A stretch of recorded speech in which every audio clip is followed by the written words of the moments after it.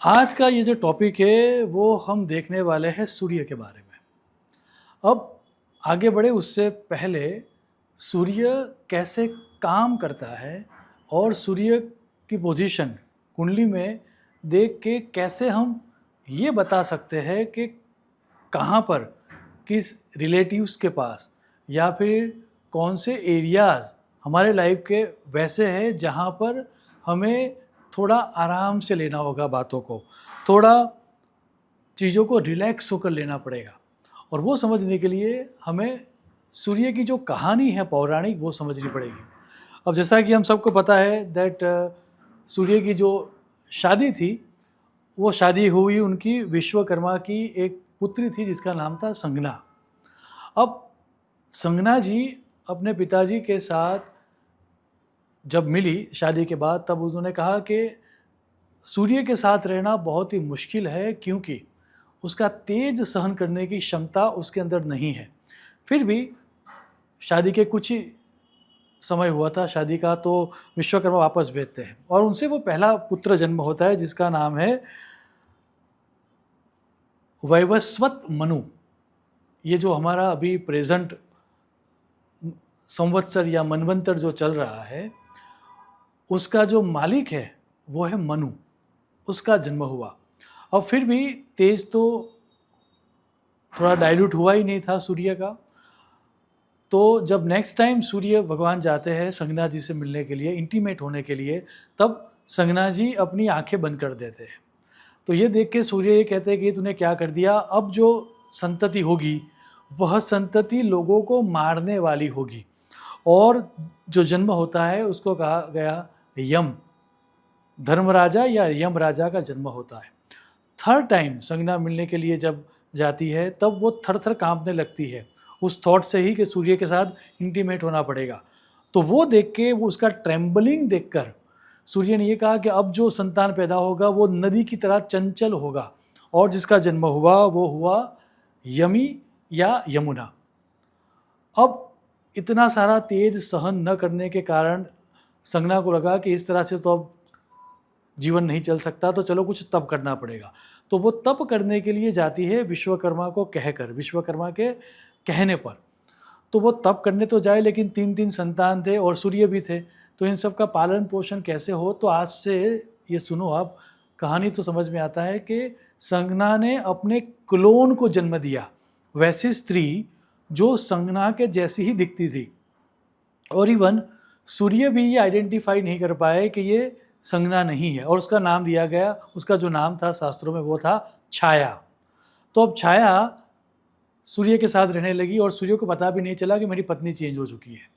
वहाँ पर संगना तप करने चली गई और उनसे भी 3 संतानों की उत्पत्ति हुई, छाया से भी, सूर्य की।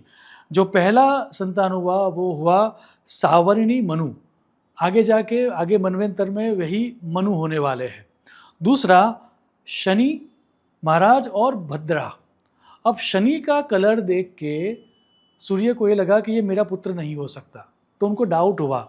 और जब उन्होंने छाया को बुलाया कि मुझे बताओ सत्य क्या है, तो छाया डर गई और उसने पूरा सत्य बताया। अब इतना सुनने के बाद सूर्य को फर्स्ट टाइम रियलाइज़ होता है कि हाँ, मेरी गलती तो हो गई, मेरा तेज कुछ ज़्यादा ही था। तो वो अब संगना को मनाने के लिए सबसे पहले उनके पिताजी के पास जाते हैं, और उनके पिता मतलब विश्वकर्मा जी। विश्वकर्मा पूरी बात को सुन के ये कहते हैं कि तेरा तेज, सूर्य का तेज इतना है कि कोई भी तेरे सामने टिक नहीं पाएगा, तो तेरा तेज थोड़ा कम करना पड़ेगा ताकि तेरे साथ संगना रह पाए और लोग भी तेरे साथ इंटरेक्ट कर पाए। और आपको जान के आश्चर्य होगा कि सूर्य का तेज घटाया जाता है, सूर्य को एक तरह से रेक्टिफाई या मॉडिफाई किया जाता है, और उनके तेज से जो तेज जितना ज़रूरी था उतना रखा गया, जो बाकी का तेज था उनसे देवों के अस्त्र और शस्त्र बनाए गए। कुछ ग्रंथकारों का तो ये कहना है कि विष्णु भगवान का जो सुदर्शन चक्र है वो भी इससे बनाया गया, और शिव जी का जो त्रिशूल है वो भी इससे बनाया गया। इसके अलावा कई देवताओं के अस्त्र और शस्त्र इससे बनाए गए। अब स्टोरी तो बहुत लंबी है, लेकिन फिर अपना तेज कम करने के बाद संगना जी के पास वो जाते हैं और उनका पैचअप हो जाता है और उनसे अश्विनी कुमार का जन्म होता है। अब ये पूरी स्टोरी को जब देखते हैं तो एक बात समझ में आती है एंड दैट इज़ सूर्य जहाँ पर भी कुंडली में होगा उससे सामने, क्योंकि सप्तम भाव जो है वह पत्नी का भाव है, तो उस भाव के प्रति आपको थोड़ा संवेदनशील रहना होगा। उस भाव के प्रति आपको अपने आप को थोड़ा डाइल्यूट करके रखना पड़ेगा, तभी आपकी रिलेशनशिप सही रहेगी। तो सूत्र आज का जो है वो ये है कि सूर्य से 7वां जो भाव है, उस भाव के अंदर वो ताकत है कि यदि हमने सूर्य के तेज को कम नहीं किया तो वो सूर्य से 7वां जो भाव है वह भाव हमारा खराब हो जाएगा और उससे रिलेटेड जो रिलेशनशिप होगी वह ख़त्म हो जाएगी। एग्जाम्पल देखें, समझेंगे तो बात ज़्यादा समझ में आएगी। मान लीजिए, जैसा कि हम सबको पता है, ये कुंडली का पहला भाव होता है और उसी को लग्न कहा गया है और उसी को एसेंडेंट भी कहते हैं। अब मान लीजिए किसी की कुंडली में सूर्य प्रथम भाव में है। सो प्रथम भाव में सूर्य है, उसका मतलब ये हुआ उससे 7वां भाव ये आएगा। इस भाव के प्रति इस तरह के व्यक्ति को माइल्डनेस दिखानी पड़ेगी, थोड़ी संवेदनशीलता दिखानी पड़ेगी।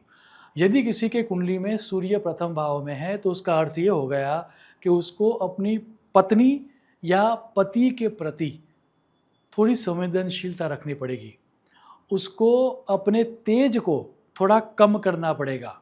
उसको अपनी पार्टनरशिप में थोड़े अपने ईगो को साइड में रखना पड़ेगा, तो ही यह रिलेशनशिप रहेगी, अन्यथा यह रिलेशनशिप टूट जाएगी।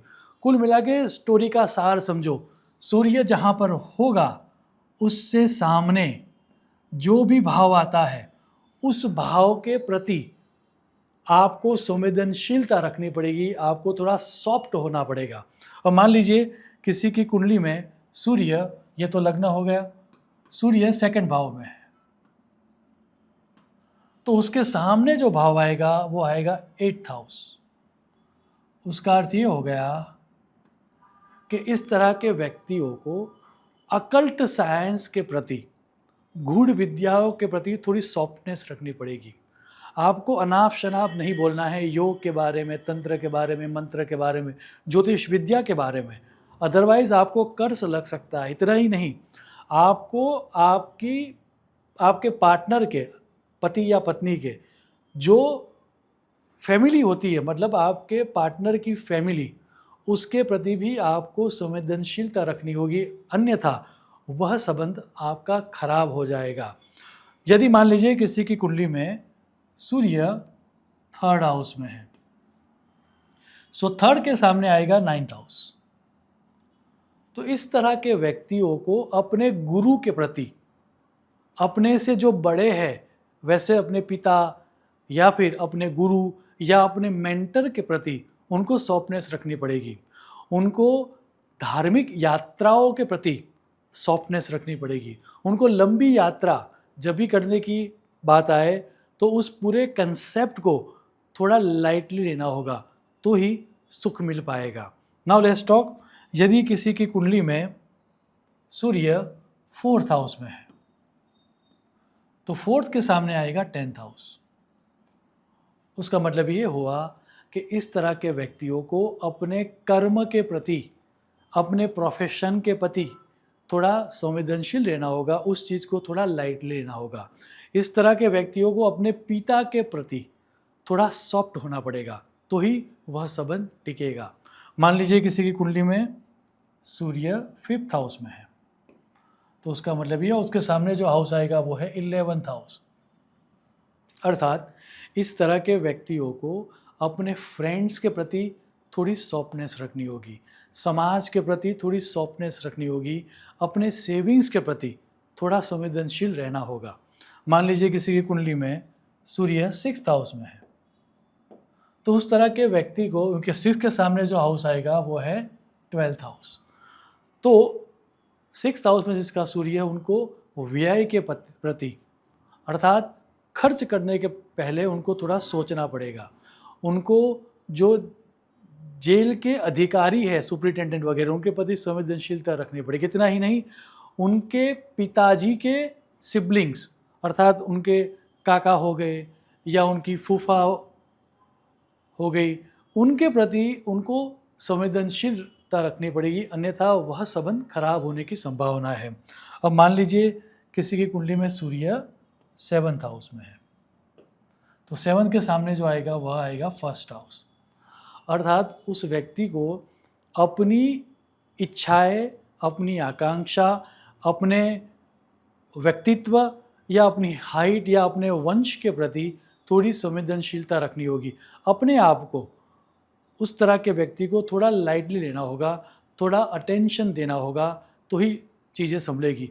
याद आपको ये रखना है कि सूर्य जहाँ पर भी है उससे सप्तम भाव में जो जो इवेंट हो सकती है, जो जो व्यक्ति हो सकते हैं, उन सब के प्रति आपको अटेंशन देना है और थोड़ा हम्बल होकर, थोड़ा सॉफ्ट होकर उनके प्रति आपको व्यवहार करना है।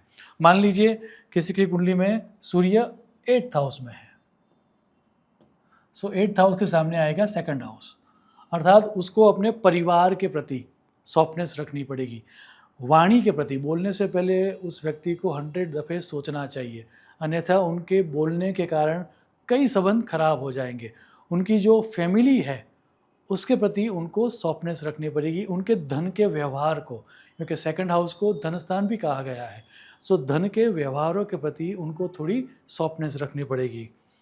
सूर्य यदि किसी की कुंडली में 9th हाउस में है, तो उसका मतलब ये होगा कि उनको इस तरह के व्यक्ति को अपने सिबलिंग्स के प्रति, अपने भाई बहन के प्रति सॉफ्टनेस रखनी पड़ेगी।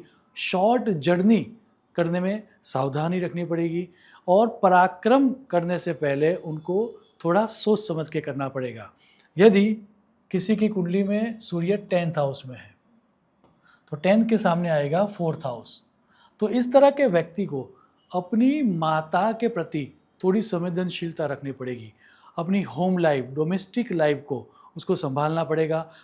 उसके घर के वातावरण को अच्छा करने के लिए उसको प्रयास करना होगा, तो ही संबंध टिकेंगे। किसी की कुंडली में यदि सूर्य 11th हाउस में है, तो 11th के सामने जो आएगा वो आएगा 5th हाउस, तो उस तरह के व्यक्ति को अपने संतान के प्रति सॉफ्टनेस रखनी पड़ेगी, अटेंशन देना होगा। उसको अपनी विद्या के प्रति, मंत्र जाप के प्रति या फिर स्पेकुलेशन के प्रति थोड़ी संवेदनशीलता रखनी पड़ेगी। मान लीजिए किसी की कुंडली में सूर्य 12th हाउस में है, तो उस व्यक्ति के 6th हाउस के प्रति संवेदनशीलता रखनी पड़ेगी, क्योंकि 12th के सामने जो हाउस आएगा वो है 6th हाउस, अर्थात अपने मामा, अपनी मौसी के प्रति उनको सॉफ्टनेस रखनी पड़ेगी। रोग, ऋण या रिपू के प्रति उनको थोड़ा सॉफ्ट होना पड़ेगा, तो ही उनके संबंध उस तरह के जातकों के साथ अच्छे रहेंगे, अन्यथा संबंध खराब हो जाएंगे। कुल मिला के पूरी बात को यदि हम समझें तो समझ में ये आता है कि आपकी कुंडली में सूर्य जहाँ पर भी है उसके सामने जो भी स्थान आ रहा है उस स्थान को आपको ध्यान देना होगा, अपने प्रभाव को थोड़ा कम करना होगा, अपने आप को साइड में रख के यदि आप उस स्थान के प्रति सॉफ्ट होकर, थोड़ा संवेदनशील होकर काम करोगे, तो ही आपको उस स्थान का फल मिलेगा।